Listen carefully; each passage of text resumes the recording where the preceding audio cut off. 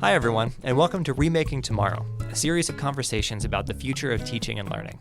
I'm Ryan Radzeski, here with Greg Baer, and we're the co-authors of When You Wonder, You're Learning, Mr. Rogers' enduring lessons for raising creative, curious, caring kids. This is a podcast powered by Remake Learning, a network that ignites engaging, relevant, and equitable learning in support of young people navigating rapid social and technological change. On today's episode, we're talking with Deborah Farmer Kris, a parent educator, education journalist, and founder of Parenthood 365. She's been featured in the Washington Post, the Boston Globe, CNN, and beyond, and she's the author of several children's books, including I Love You All the Time. Deborah, welcome to Remaking Tomorrow. Thank you so much for having me. So I want to start with the story that you wrote for the Washington Post in 2021. It's about the importance of awe. And you began that article, as you often do, with a personal story. And I'm just going to quote you here. When my dad shook me awake at 2 a.m., I grumbled my way out to the backyard and onto the quilt he'd spread out for me and my 4 siblings. Moments later, a streak of light sliced the sky. And then another. For hours, until the sun lit the horizon, we watched the cosmic dance of the Perseid meteor shower. And I start with that because my own dad did the exact same thing, and I reacted the exact same way. I could not believe I was getting dragged out of bed for this. And although my own son is only 1, when he's old enough, you better believe I'm going to be doing this with him for the next meteor shower. And it's interesting, Deborah, that I remember that night even today, even after I've had 1,000 other nights that have sort of blurred together and faded away. How are you and your family finding awe these days? Well, I took my son to our first Red Sox game of the season a few weeks ago. And as we walk in, we're looking at the storied Fenway Park, and we go to the Jimmy Fund Cancer Memorial, and we look for the uncle of one of his good friends who was a Jimmy Fund ambassador who passed away. And then because it was Juneteenth, not only did they sing the national anthem, but a Black chorus sang Lift Every Voice. If you know Boston at all, during the 8th inning, everybody stands up to sing Sweet Caroline, and there are 30,000 people singing it together. And then after it ends, my son, who ate way too much popcorn and ice cream, ended up vomiting in some bushes, and some woman passed us and ran back and handed me just a whole bunch of napkins, right? And I got home after this chock-full time, and I thought, all right, the main sources of awe are things like music and collective activity. Well, being at the game, singing these songs together. They're encounters with life and death. They are being in nature. I'm looking at the cloud patterns that being in this open air. And it's the goodness of others, right? The woman, the stranger who stopped to help my son and I. And of the 8 sources of awe, as I thought about the night, we ticked off all of them. And it wasn't so much that these things wouldn't have happened if I hadn't studied awe, but they allowed me to appreciate them and to talk about them with my son in a way I might not have otherwise. So when I discovered the research on awe, I've been a teacher, parent educator, all of that for years. I felt like I had stumbled upon such a treasure.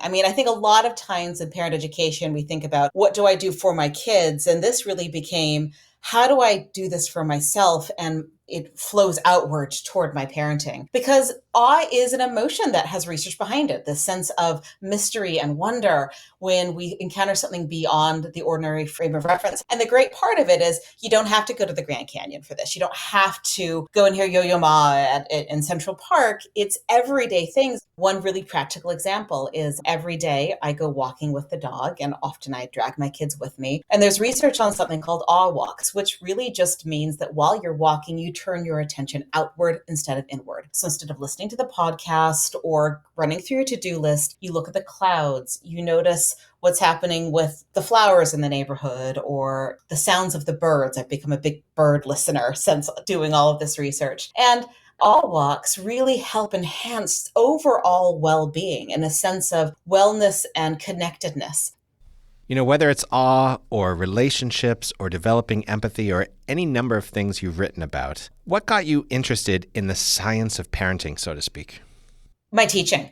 So I spent many, many years as a classroom teacher. I taught elementary, I taught middle, I taught high school, I was an administrator. And, when you're a teacher, you're partnering with parents all the time. And the kids that I always just in so many ways you just love the most are those who are struggling because, you're throwing so much effort into it. And so when I have these meetings with parents, I found that I was pretty good at translating part of what I was seeing, but I realized I wanted even more science behind the collective wisdom that, we could kind of offer and come together. And so I thought about going into educational administration for my master's, but I ended up getting a degree in counseling psychology, not because I wanted to be a psychologist, but because I wanted to be able to help parents more effectively. And so when I took a break from teaching for a while when my kids were young, I began to get more and more into journalism and writing about child development. So I would find just an awesome article or research study that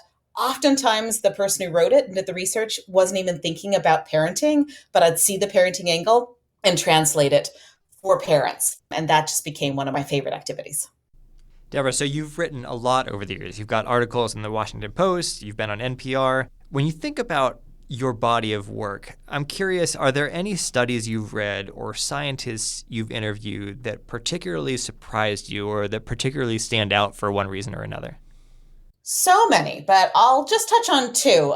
There was a study that came out of Columbia University School of Education, and that was looking at 10th graders in New York City and their perception of science class and whether or not they felt like they could be scientists. And, when they were asked what makes a good scientist, they gave all the normal lines. But then when they were asked whether they could perceive themselves as a scientist, the vast majority said absolutely not. And so the intervention was to have some students read just a basic biography of a scientist, and another read one that's focused on the struggles of the scientists, whether that was because of their gender or race or family background or poverty or different failures.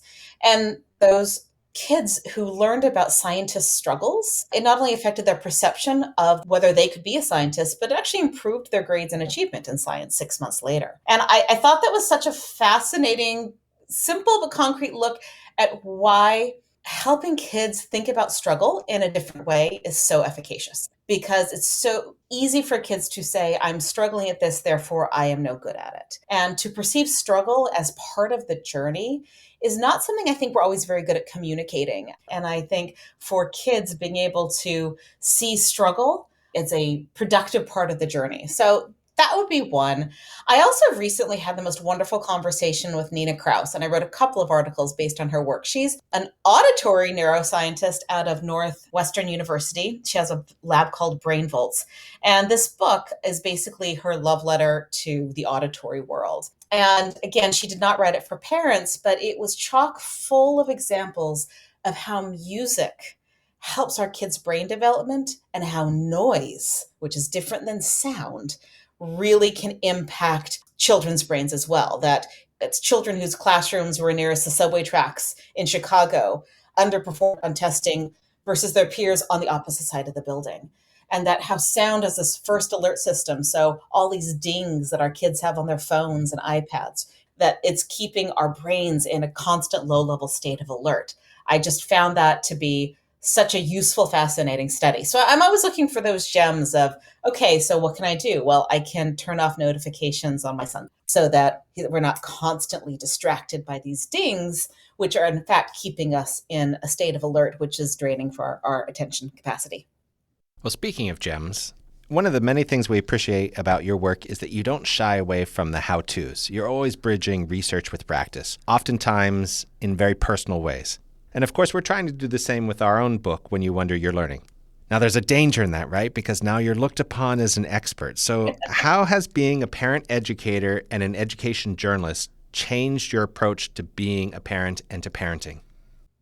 Part of the reason that this work is so fulfilling for me and that it seems to resonate with my readers and the workshops I give is that I don't shy away from sharing my own foibles and struggles, because children are not vending machines. It's not like we put in the right change and out comes this perfect child. There's no such thing. We are given these kids in front of us. We have to deal with the kid we have, not the kid we might have expected. And our most vulnerable sides come out.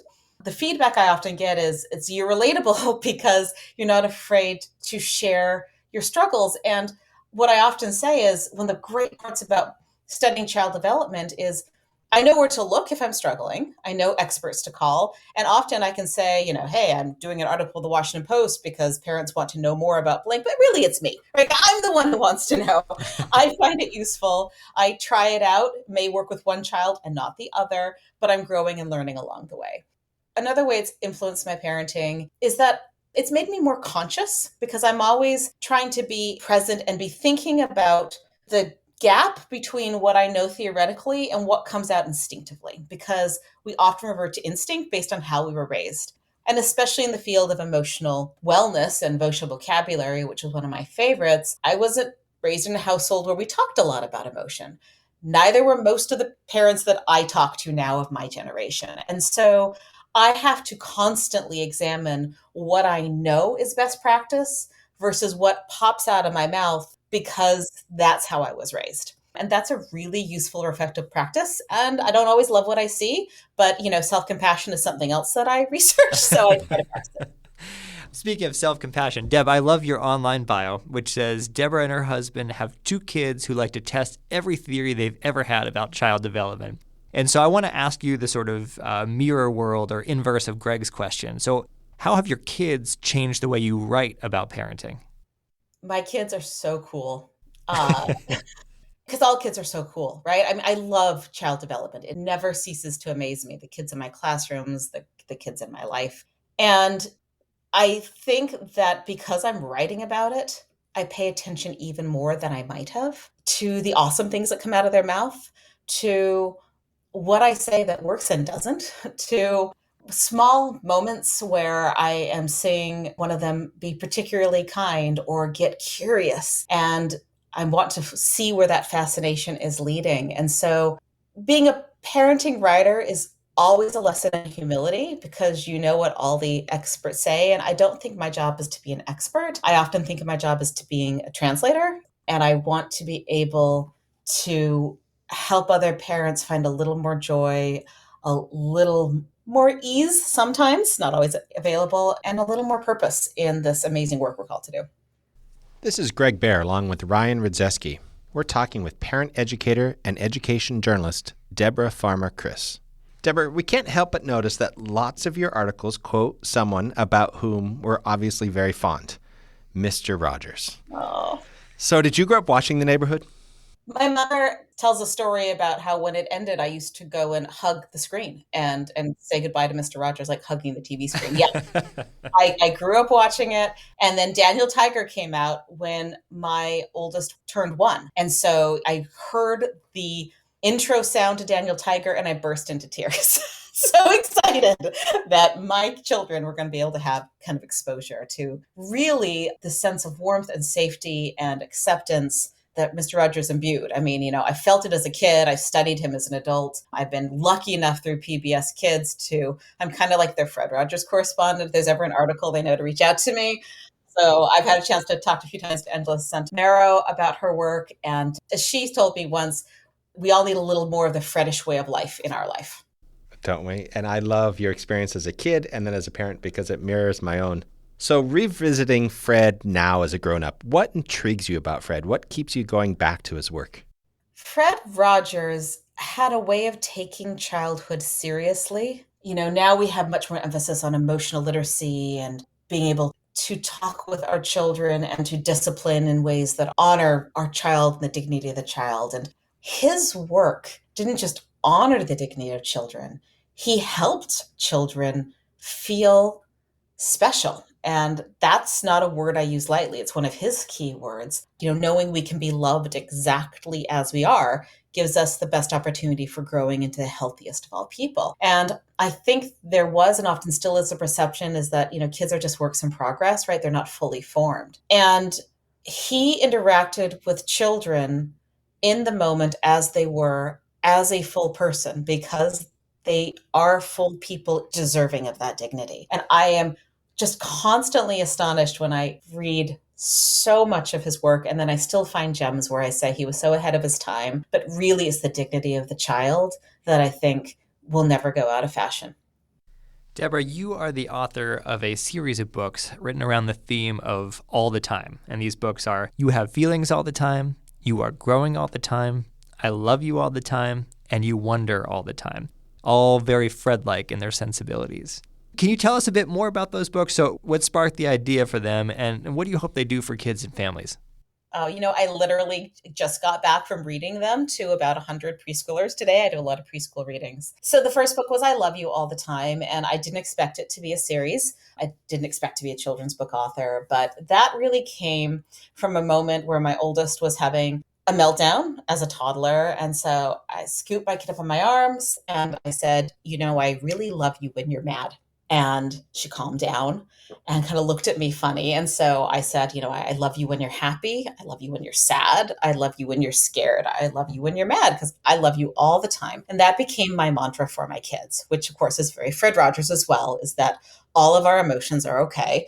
And whoever you are before me at this moment, I love you. And so that became the first book. And then that just snowballed with my wonderful publisher into this series. You Have Feelings All the Time is about developing an emotional vocabulary.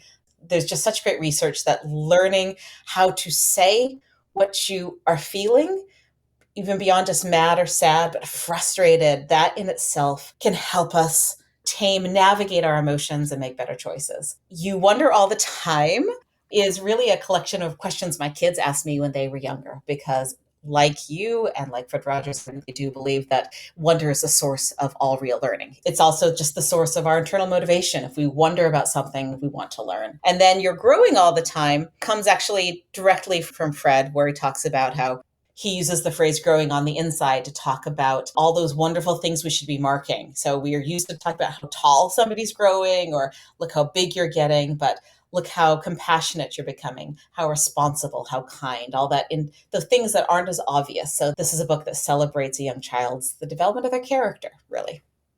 Deborah, you write about all of this stuff and more also on your Substack, which is called Parenthood 365. Can you tell us a bit more about that? What can readers or potential readers expect? I can't help but write. And so I'm often working on articles or other pieces, but this becomes my brain dump to when I find that awesome book or study or story that I just get excited about sharing, that this is a place where I can send it out to my readers, who are mostly parents and educators, to be able to kind of share the wonder and share the joy. Well, speaking of joy, we want to close with 3 joyful questions. The first one, Deborah, what's your favorite memory from Mr. Rogers' Neighborhood? It's hard for me to know whether this is from childhood or now, because I've seen it so many times now, it's blurred. But when the fish died, and I had a lot of pets growing up, I lost pets, I had a deer fish, and more times than I can count, I've watched that clip and I have memories of seeing it when I'm younger, just the way he was able to talk about the death of the fish. And that may not sound joyful, but for me, it was just one of those moments where a grown-up is talking to kids in real ways. And I loved that about Mr. Rogers, how when he talked, he felt like he was talking to me. I had a dear friend who grew up in a very difficult household who told me once that Sesame Street taught her how to read, but Mr. Rogers taught her how to hope.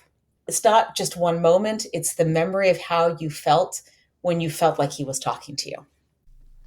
Deborah, question number 2. How can people find out more about Deborah Farmer Kris and the work you're doing? If you go to parenthood365.com, it's all my social links and article links and book links are aggregated there. And while we can go on for hours, one last question. What's one thing that parents and educators can do today to make tomorrow a more promising place for every learner? Your presence. And I know that might sound cliched, but I often go back to the study from the Harvard Center for the Developing Child about resilience. And after they looked at everything else, what it really came down to was the presence of at least one supportive, caring adult that was consistent in their life. We have days where you want to press the do-over button, but being there for kids, listening, being a steady, consistent presence, day in and day out, that's the good stuff. And you don't know what small things you may say or do that later they'll remember that. You don't know what seed you're sowing, but just showing up, that's everything. Thanks again to Deborah Farmer Kris, a parent educator, an education journalist, a children's book author, and also the founder of Parenthood 365. Remaking Tomorrow is powered by Remake Learning. Learn more at remakelearning.org.